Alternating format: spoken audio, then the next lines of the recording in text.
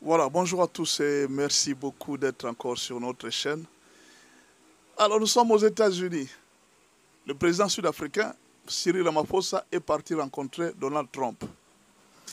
Alors, il y a ce qui s'est passé là, il y a beaucoup d'interprétations et les panafricanistes, les Africains disent que non, Trump a voulu humilier Cyril Ramaphosa. En tout cas, ce n'est pas bien de qui il est pour s'ingérer dans l'histoire africaine et tout ça. Mais je vais faire mon analyse à moi. Hein. Vous allez me dire ce que vous pensez de cette analyse que moi j'ai faite. D'abord, pour savoir qu'un président a été humilié, on le voit d'abord à l'accueil. Nous avons vu Trump lui-même venir accueillir Cyril Ramaphosa à l'entrée de la maison ovale. C'est lui-même qui est sorti pour venir l'accueillir. Le protocole jusque-là est bon. Ils entrent à l'intérieur. De l'autre côté, Elon Musk et tous les conseillers de Donald Trump. Et là, Trump est assis avec Cyril Ramaphosa. Les Américains ne sont pas comme nous. Vous savez, nous, vous pouvez trouver un médecin, vous lui posez une question de géographie, il répond. Vous pouvez trouver un ingénieur en chimie, vous lui posez une question de l'histoire, il te répond. Les Américains, ce ne sont pas des gens, ils n'étudient pas comme nous. Nous avons beaucoup de sciences dans la tête. Je ne crois pas que le président américain maîtrise bien l'Afrique. Il ne connaît pas vraiment grand-chose en Afrique. À part peut-être ce que les conseillers peuvent lui dire. Il ne connaît pas grand-chose. Ce sont déjà, bien sûr, il y a d'autres occidentaux comme les Européens. Ce sont les Européens souvent qui maîtrisent l'Afrique. Les Américains ne maîtrisent pas trop l'Afrique. Ils ne connaissent pas grand-chose de ce qui se passe en Afrique. Ce qui fait que tout ce que Trump était en train de dire, certainement, il l'a dit par rapport à ce qu'on lui a dit. Imaginez que même un jour, le président Trump a prononcé une phrase disant que la RDC a libéré les prisonniers et les a envoyés aux États-Unis. Vous croyez à cette histoire? C'est que Trump ne connaît pas beaucoup de choses. Il y a des choses qu'il dit, il ne connaît pas. Est-ce que la RDC a déjà libéré les prisonniers pour les envoyer aux États-Unis? Et là, il dit qu'il y a des fermiers qui ont été tués. Et puis, on a reçu plusieurs fermiers sud-africains qui sont arrivés aux États-Unis. Près de 49 fermiers qui ont quitté l'Afrique du Sud. Vous allez voir que Trump ne maîtrise pas beaucoup de choses. Et maintenant, qu'est-ce qui s'est passé? Trump va diffuser maintenant l'image. De voir un discours, un Sud-Africain qui est en train de parler en disant que le blanc, nous devons le faire partir. Vous voyez un peu, un discours de haine. Et puis regardez la conséquence. Trump va sortir maintenant des journaux. Regarde dans ce journal, la mort des gens. Deuxième journal, la mort des gens. Vous sentez que dans tout ça, il y avait vraiment la manipulation. La manipulation. Elon Musk était là. Parce que Elon Musk, son père est sud-africain. Et c'est en Afrique du Sud qu'il est venu. Sa mère est canadienne, mais son père est sud-africain. Bon, Elon Musk était là. D'après vous, vous pensez que Trump a humilié Ramaphosa? Non. Et moi, ça je vais conseiller à tous les leaders de se comporter comme ça.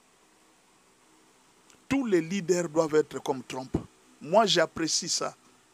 Vous savez que ce que Trump a fait, c'est une grande leçon à ceux qui viennent auprès du chef pour accuser les autres.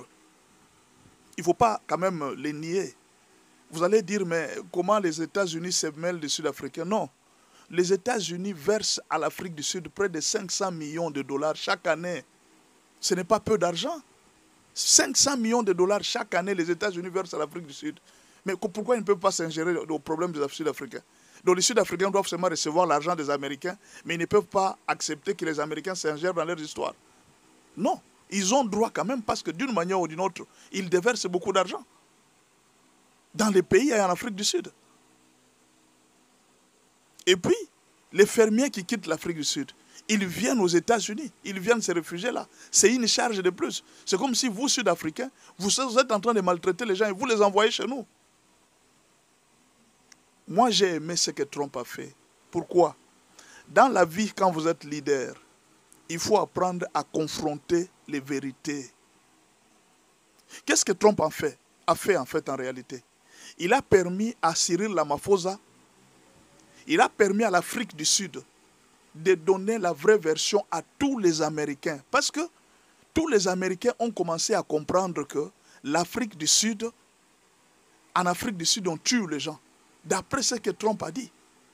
Mais il fallait qu'il y ait quelqu'un qui vienne changer cette idée dans la tête de tous les Américains. Et là, Donald Trump a donné l'occasion à Cyril Ramaphosa de dire à tous les Américains qu'en Afrique du Sud, on ne tue pas les gens. Ça, c'est la première chose. La deuxième chose, il a permis à Cyril Ramaphosa de répondre indirectement à l'accusateur qui était là. Parce que l'accusateur des Sud-Africains était là. L'accusateur des Noirs Sud-Africains était à côté. Il a permis à Cyril Ramaphosa de se défendre devant ses accusateurs, devant ces gens qui donnent des fausses informations aux États-Unis. Cette histoire, il ne faut pas la négliger, c'était une histoire très sérieuse. Parce que l'Afrique du Sud était en train de perdre beaucoup d'argent que l'Amérique donnait. Et vous savez que déjà en Afrique du Sud, il y a des problèmes. Qu'on vous retire 500 millions de dollars, vous pensez que c'est trop peu? 500 millions de dollars, ça peut faire beaucoup de choses. Et là, il a donné l'occasion à Cyril Ramaphosa de se défendre devant ses adversaires. Au moins, ça, on voit ce qu'on dit. Hein. Il a mis la table devant mes ennemis. C'est ça.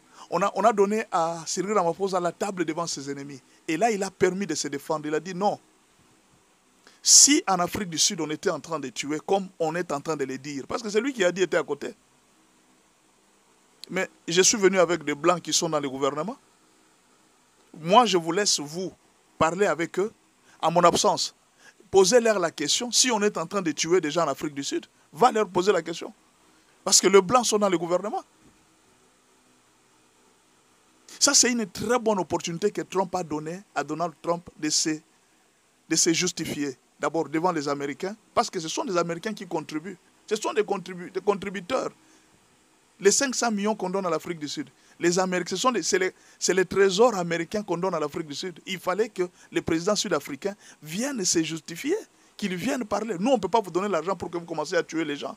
L'image de l'Afrique du Sud était déjà ternie. Et puis, il faut savoir que l'Afrique du Sud est l'un des alliés des États-Unis. Vous ne pouvez pas trahir les alliés.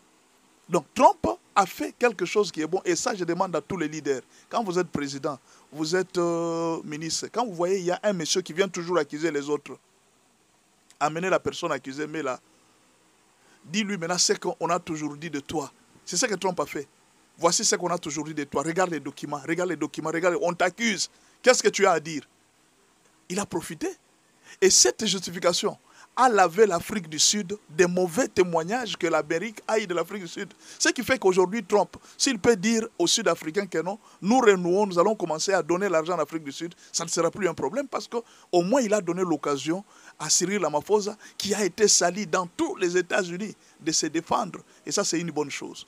La dernière chose, la dernière analyse que je vais faire, je pense que c'est un avertissement pour Félix Tshisekedi.